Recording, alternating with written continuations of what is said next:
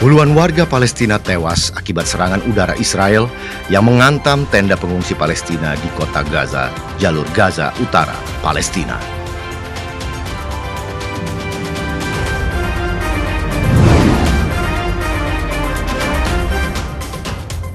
Pasukan Rusia menyerang dan menenggelamkan kapal pengintai Ukraina menggunakan speedboat Nirawak di muara Sungai Donau, Ukraina.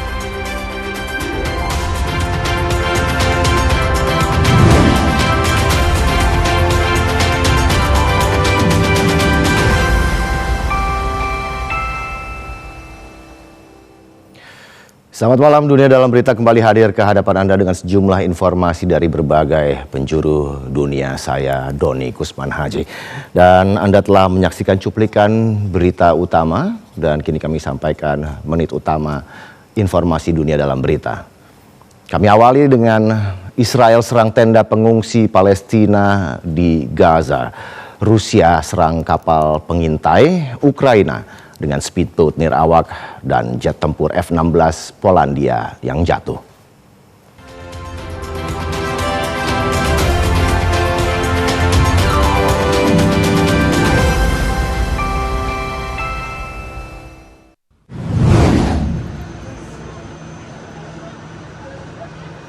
Serangan udara menghantam tenda pengungsi Palestina di kota Gaza, jalur Gaza Utara, menewaskan puluhan warga Palestina dan melukai banyak korban lainnya.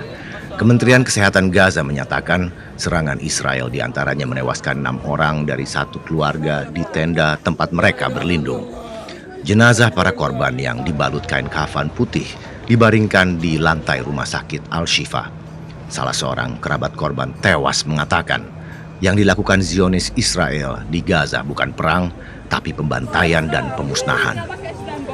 Sedikitnya 41 warga Palestina termasuk anak-anak tewas akibat serangan Israel di Gaza pada Jumat dini hari, termasuk 5 orang di wilayah Al-Mawasi yang disebut sebagai zona kemanusiaan yang ditetapkan oleh Israel di jalur Gaza Selatan.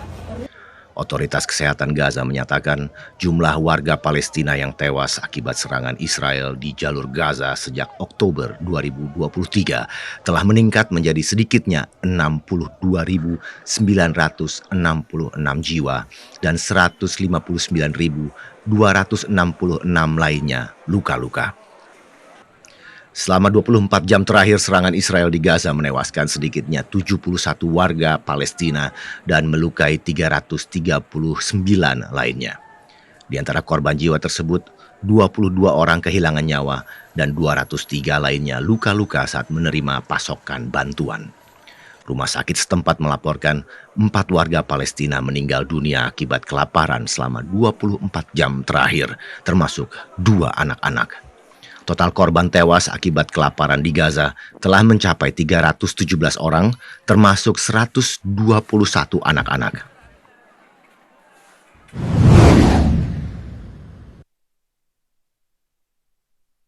Pasukan Rusia menyerang dan menenggelamkan kapal pengintai Ukraina Simferopol menggunakan speedboat Nirawak di muara Sungai Donau, Ukraina. Kementerian Pertahanan Rusia merilis rekaman gambar hitam putih yang memperlihatkan detik-detik serangan yang menghantam kapal pengintai Ukraina dan kerusakan kapal setelah serangan. Angkatan Laut Ukraina mengonfirmasi serangan terhadap salah satu kapalnya, tetapi tidak mengatakan bagaimana serangan itu dilakukan. Juru bicara Angkatan Laut Ukraina, Dmitry Pletenchuk, mengatakan saat ini proses pemulihan akibat serangan sedang berlangsung. Pencarian beberapa pelaut masih dilakukan. Pletenchuk menyebut 1 awak kapal tewas dan beberapa lainnya luka-luka. Sementara itu, Menteri Pertahanan Rusia Andrei Belousov memeriksa kelompok pusat pasukan Rusia yang beroperasi di Ukraina. Selama berada di pos komando pusat grup tempur, Menhan Rusia Belousov mendengarkan laporan para komandan dan perwira markas besar mengenai situasi terkini dan operasi pasukan untuk menghancurkan musuh di zona yang menjadi tanggung jawab mereka. Komandan grup tempur Kolonel Jenderal Valery Solochuk melaporkan kepada Menhan Rusia mengenai pencapaian target tempur oleh unit-unit grup tempur dengan penggunaan kendaraan udara Nirawak dan dukungan logistik pasukan. Menhan Rusia juga mendapat laporan tentang proyek drone.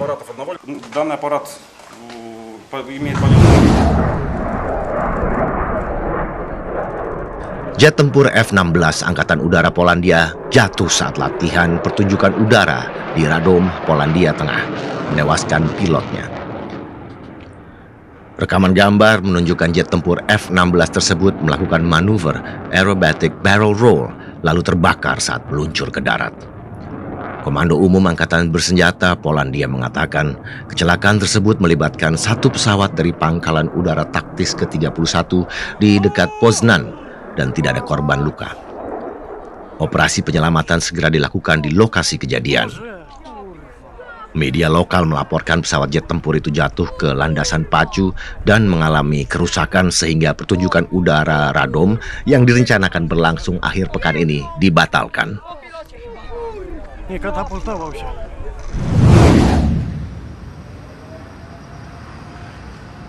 Polisi dan petugas pajak Brazil melakukan penggerebekan di seluruh negeri yang menyasar skema pencucian uang dan penipuan bernilai miliaran dolar terkait kejahatan terorganisir di sektor bahan bakar. Perusahaan energi multinasional telah berjuang selama bertahun-tahun untuk membasmi kejahatan terorganisir dari jaringan distribusi mereka di Brazil. Dinas Pendapatan Brazil, DPR, menyatakan tindakan keras pekan ini terkait skema yang melibatkan lebih dari 10 miliar real atau 30 triliun rupiah dalam impor bahan bakar dan 52 miliar real atau sekitar 158 triliun rupiah dalam penjualan bahan bakar domestik. Transaksi keuangan ilegal senilai 46 miliar real atau 139 triliun rupiah yang terkait skema tersebut telah berpindah melalui perusahaan fintech dari tahun 2020 hingga 2024. Pihak berwenang Brazil mengeluarkan sekitar 350 surat perintah penggeledahan di 8 negara bagian dan memblokir aset senilai lebih dari 1 miliar real atau 3 triliun rupiah selama operasi tersebut yang dikenal sebagai hidden carbon.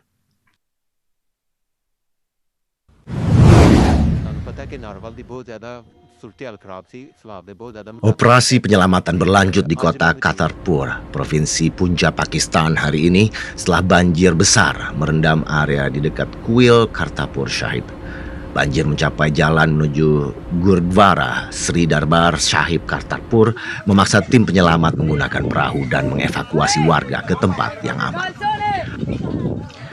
Kuil bersejarah tersebut sebagian terendam setelah sungai Ravi meluap, sementara Punjab mengalami banjir terburuk dalam 4 dekade terakhir. Otoritas Manajemen Bencana Provinsi (PDMA) menyatakan lebih dari 1.600 desa telah terendam di seluruh Punjab, menewaskan sedikitnya 17 orang dan berdampak terhadap lebih dari 1 juta penduduk.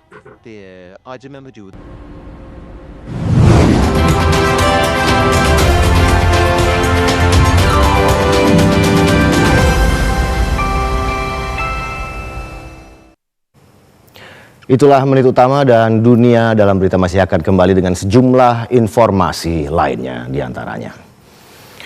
Badan Program Pangan Dunia WFP menyatakan peningkatan bantuan pangan yang moderat tidak cukup untuk menghentikan kelaparan di Gaza.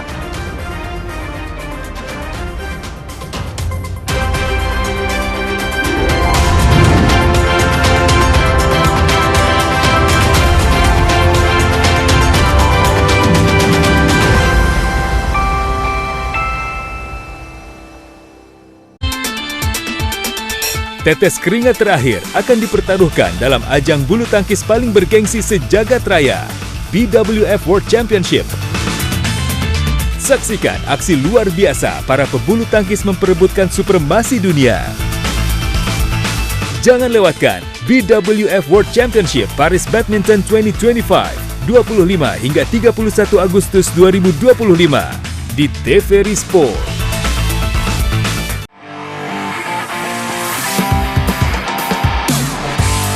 Anda pecinta olahraga?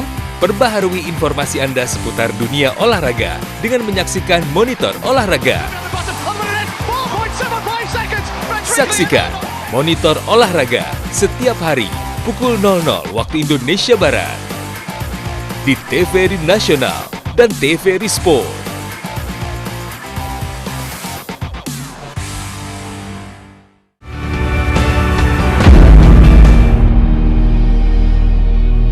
Sosok-sosok inspiratif yang memberikan manfaat bagi masyarakat, serta mengangkat realita kehidupan yang terjadi dari berbagai penjuru tanah air. Kalian melihat hijau di mana-mana, krisis air itu nyata. Hal yang berkaitan dengan upaya reforestasi selalu kita gambarkan di mana-mana. Inspirasi Indonesia, setiap hari pukul 14.30 waktu Indonesia Barat. Fokus membangun di kampung saya.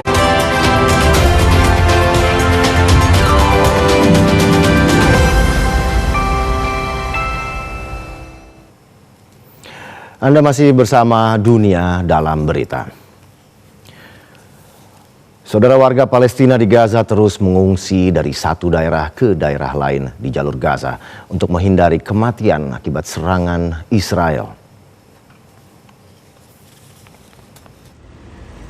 Warga Palestina di kota Gaza harus mengungsi dari satu daerah ke daerah lain di Gaza Utara ketika Israel meningkatkan pemboman di daerah kantong Palestina itu. Warga mengatakan banyak keluarga mengungsi dari rumah mereka, sebagian besar menuju ke pantai, ketika pasukan Israel menyerang pinggiran timur Sejaya, Zaitun, dan Sabra. Pengungsi Palestina, Riz Arandas, menuturkan keluarganya sudah 10 kali mengungsi ke daerah-daerah di Gaza Selatan saat tank-tank Israel memasuki wilayah tersebut. Militer Israel sedang bersiap untuk mencaplok kota Gaza, pusat perkotaan terbesar di jalur Gaza, meskipun menuai kritik internasional karena operasi tersebut akan menimbulkan banyak korban jiwa dan menggusur sekitar 1 juta warga Palestina yang berlindung di wilayah tersebut. Sementara itu, Direktur Eksekutif Badan Program Pangan Dunia WFP, Cindy McCain, menyatakan peningkatan bantuan pangan yang moderat tidak cukup untuk menghentikan kelaparan di Gaza. McCain mengatakan WFP sekarang dapat mengirimkan sekitar 100 truk bantuan per hari ke Gaza, tetapi angka ini masih jauh dari 600 truk yang masuk setiap hari selama gencatan senjata. Di Rafah, Mesir, pejabat Uni Emirat Arab mengunjungi instalasi desalinasi air di Rafah, Mesir, tempat fasilitas-fasilitas telah dibangun untuk memompa air desalinasi melalui pipa-pipa ke Gaza. Proyek ini merupakan bagian dari operasi Ksatria-Ksatria, salah satu inisiatif pemerintah Uni Emirat Arab untuk memberikan dukungan kemanusiaan bagi warga Palestina selama konflik di Gaza. Pipa air yang akan memompa air bersih ke Gaza diluncurkan dari Rafah, Mesir, sebagai bagian dari serangkaian proyek yang bertujuan untuk mengatasi krisis air di Gaza.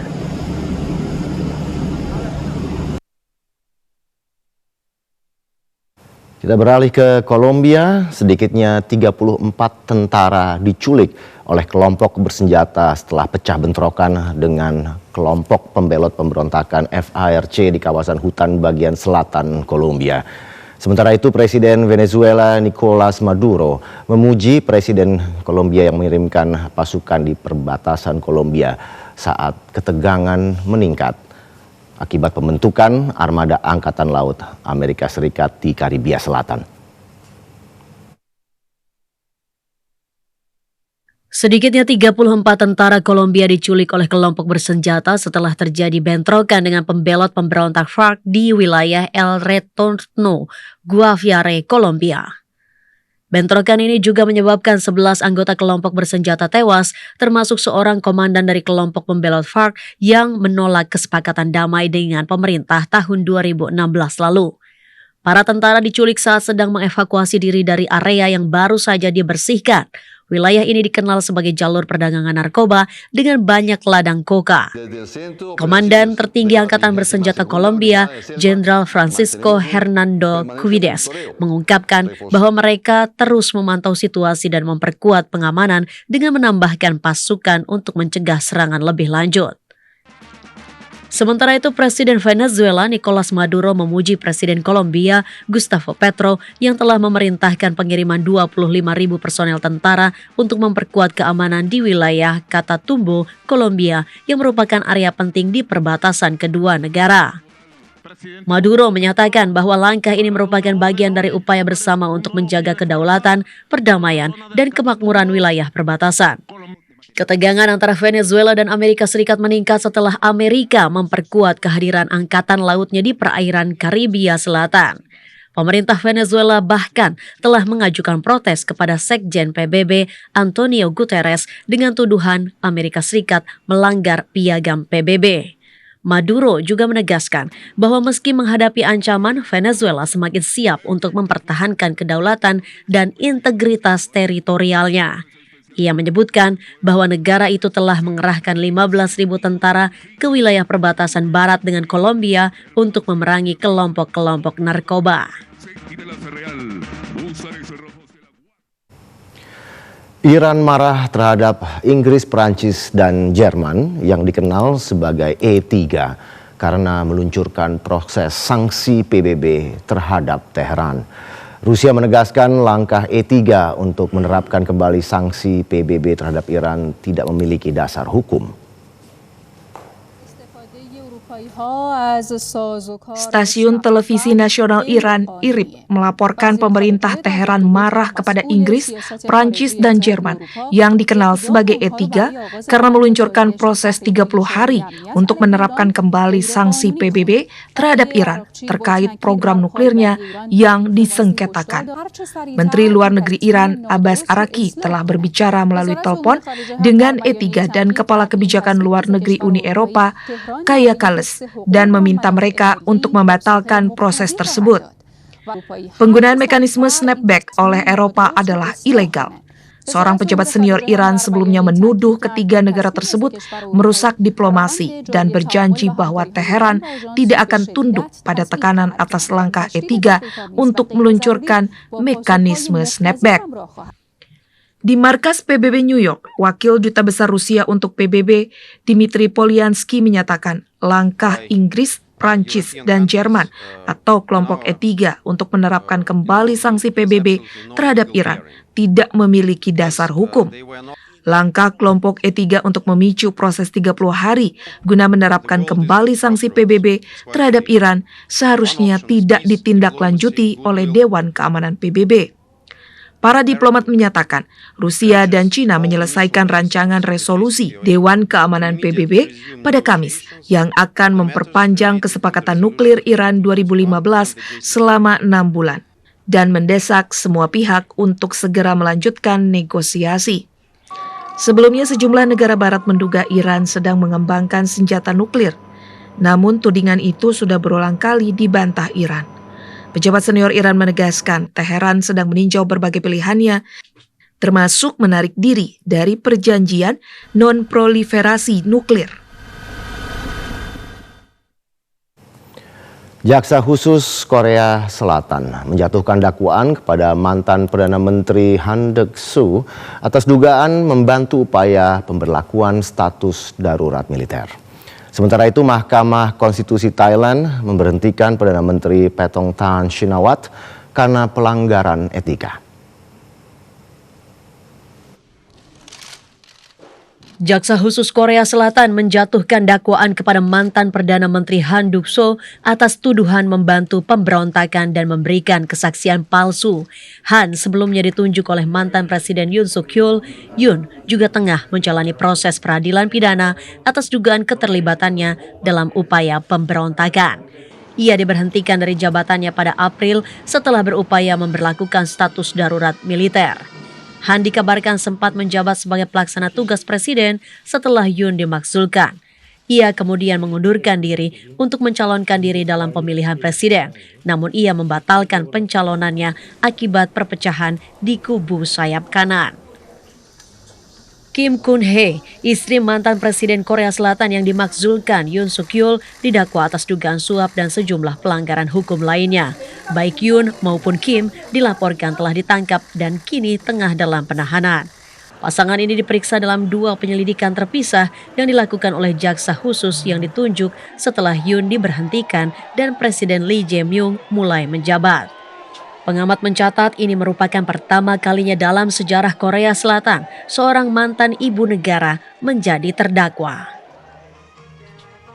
Sementara itu, Mahkamah Konstitusi Thailand hari ini memberhentikan Perdana Menteri Paetongtarn Shinawatra dari jabatannya atas alasan pelanggaran etika setelah hanya setahun berkuasa.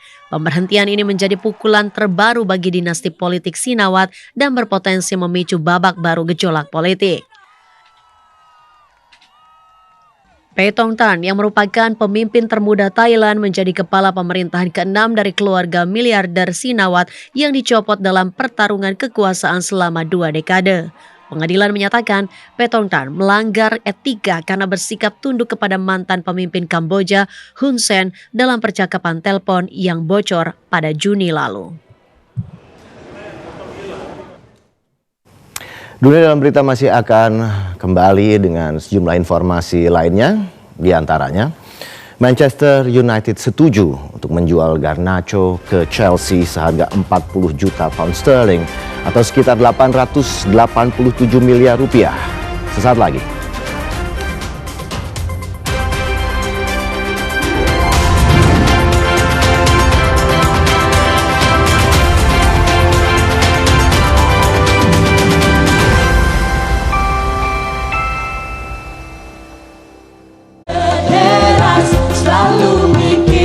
Acara musik yang bakal bikin pemirsa bernyanyi dan berjoget bersama bintang tamu spesial dan host yang asik. Heboh penyanyinya, ramai pemusiknya, seru penontonnya, gemes sama. Yuk seru-seruan bareng di The Terrace setiap Jumat pukul 22.30 waktu Indonesia Barat.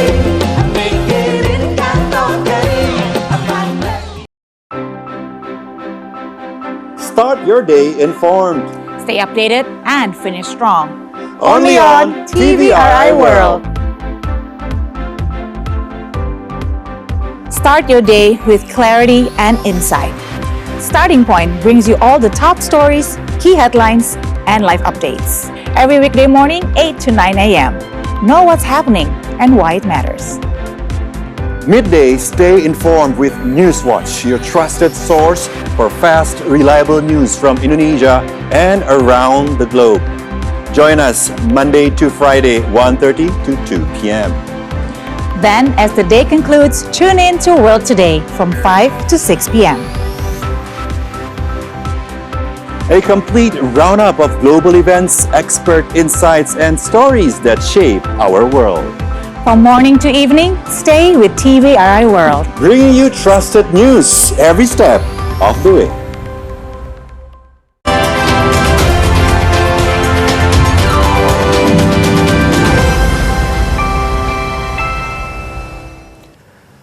Anda masih bersama Dunia Dalam Berita.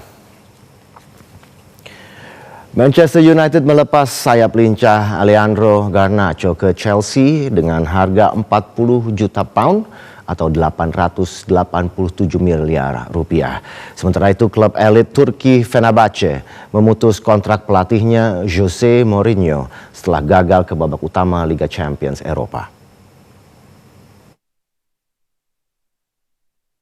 Manchester United sepakat menjual pemain sayap Argentina Alejandro Garnacho ke Chelsea 40 juta pound atau 886 miliar rupiah.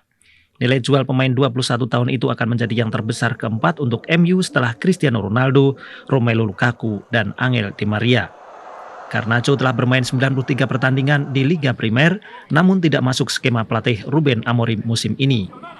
Disingkirkannya Garnacho bukan faktor teknis dan skill, namun dari sisi perilaku buruknya. Selain Garnacho, Amorim juga tidak memasukkan nama Marcus Rashford, Anthony, Tyrell Malacia, dan Jadon Sancho dalam skuadnya musim ini. Klub papan atas Liga Turki Besiktas memecat Ole Gunnar Solskjaer sebagai pelatih kepala. Mantan bintang Manchester United itu gagal membawa tim Turki ke Liga Conference UEFA. Besiktas tersingkir di babak playoff dari klub Swiss Lausanne. Wilfred Ndidi dan kawan-kawan bermain imbang 1-1 pada leg pertama minggu lalu sebelum kekalahan mengejutkan 1-0 di kandang sendiri. Solskjaer bergabung dengan Besiktas pada bulan Januari tahun lalu dan membawa klub finish di posisi keempat. Nasib serupa juga dialami Jose Mourinho. Fenerbahce mengumumkan perpisahan dengan The Special One hanya beberapa bulan setelah ia ditunjuk sebagai pelatih kepala. Jika Solskjaer dipecat Besiktas karena gagal ke Liga Conference, Mourinho dipecat karena gagal ke Liga Champions dan memulai musim dengan hasil mengecewakan. Pemutusan kontrak terjadi melalui kesepakatan bersama meski tekanan hasil buruk menjadi faktor utama. Kekalahan dari Benfica di babak kualifikasi Liga Champions dan tertinggal dari Galatasaray di Superliga membuat Mourinho tidak lagi dipertahankan. Sementara itu, Paris Saint-Germain PSG akan bertemu Bayern Munich dan Barcelona di fase grup Liga Champions musim ini. Sementara Real Madrid akan menghadapi Manchester City dan Liverpool.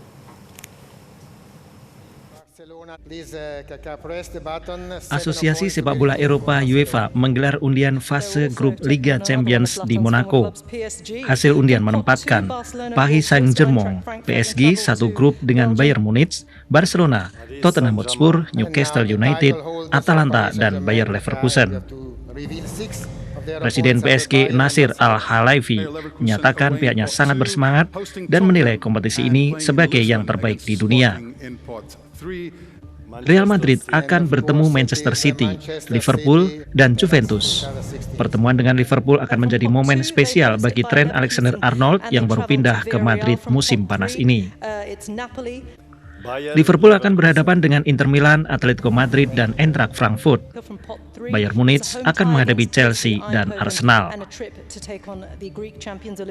Inter Milan yang menjadi finalis musim lalu akan melawan Liverpool dan Arsenal di kandang sendiri, serta bertandang ke Borussia Dortmund dan Atletico Madrid. Barcelona yang menjadi juara La Liga dan semifinalis musim lalu akan menjamu PSG dan menjalani laga tandang ke Chelsea serta Newcastle. Sementara Arsenal akan menghadapi Atletico Madrid dan klub Brugge. Dengan hasil undian ini, fase grup Liga Champions dipastikan menghadirkan banyak laga besar sejak awal kompetisi. Acara ini juga menganugerahi Presiden UEFA Award 2025 kepada Zlatan Ibrahimovic atas prestasi di dalam dan di luar lapangan. Ibrahimovic menyampaikan rasa syukur karena pernah bermain bersama klub dan pemain besar yang membentuk dirinya. Kita beralih ke informasi lain, jumlah jaguar di Meksiko meningkat, tetapi ancaman kepunahan tetap ada. Populasi jaguar masih membutuhkan pertumbuhan yang stabil selama 15 hingga 30 tahun untuk keluar dari bahaya kepunahan. Populasi jaguar Meksiko telah meningkat secara signifikan dalam beberapa tahun terakhir, tetapi kucing terbesar di benua Amerika ini masih terancam punah. Hal ini diungkapkan kelompok advokasi Meksiko yang merilis sensus nasional hewan tersebut pada Rabu waktu setempat. Asosiasi Nasional untuk Konservasi Jaguar, ANCG, melaporkan populasi jaguar pada tahun 2024 mencapai 5.326 ekor, 30% lebih banyak dibandingkan tahun 2010, ketika Meksiko menetapkan satwa itu sebagai spesies yang terancam punah. Sejak sensus terakhir pada tahun 2018, populasi jaguar telah tumbuh sebesar 11%. Hal ini mengejutkan dan menggembirakan. Humberto Pena, koordinator strategi negara bagian di ANCG, mengatakan kawasan lindung yang lebih luas telah membantu jaguar bergerak lebih bebas sehingga memacu pertumbuhan populasi. Namun populasi jaguar masih membutuhkan pertumbuhan yang stabil selama 15 hingga 30 tahun untuk keluar dari bahaya kepunahan. Dibutuhkan lebih dari 3 dekade untuk meningkatkan populasinya menjadi 8.000 ekor. Perusakan habitat, perburuan ilegal, perdagangan hewan, dan konflik antar peternak telah berkontribusi terhadap penurunan populasi spesies Panthera onca yang hidup di wilayah yang membentang dari ujung selatan Amerika Serikat hingga Argentina Utara. Sensus Meksiko mencatat jumlah jaguar tertinggi 1.699 ekor di wilayah semenanjung Yucatan, diikuti Pasifik Selatan 1.541 ekor, Meksiko Timur Laut dan Tengah 813 ekor, Pasifik Utara 733 ekor, dan Pantai Pasifik Tengah sebanyak 540 ekor. ANCG mensurvei populasi tersebut melalui foto dan video dari 920 kamera sensor gerak yang dipasang di 15 negara bagian selama 90 hari. Asosiasi ini mendesak pemberian insentif kepada masyarakat untuk melestarikan lebih banyak koridor jaguar. Pemerintah dan platform media sosial diminta menindak penjualan bagian-bagian tubuh jaguar karena kulit, tengkorak, cakar, dan taring hewan tersebut dijual secara ilegal.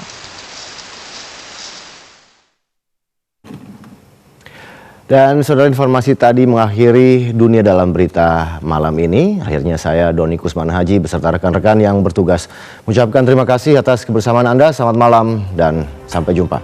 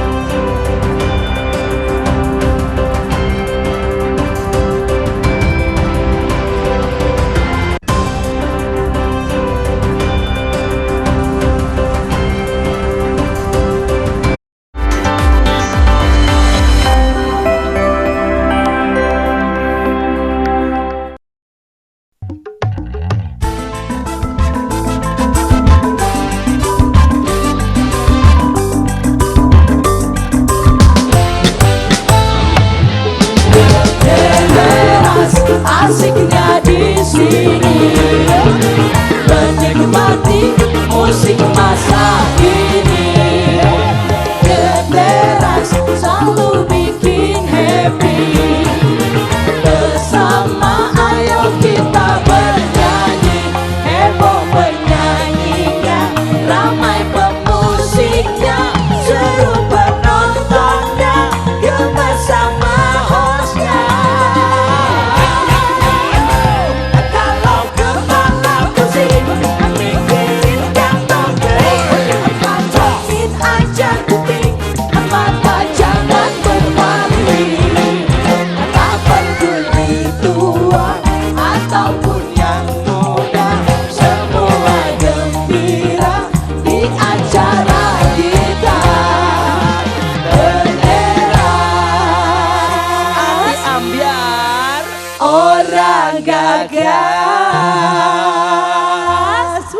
Ini Pak Tejo pengen denger tepuk tangannya tamu-tamuku semuanya.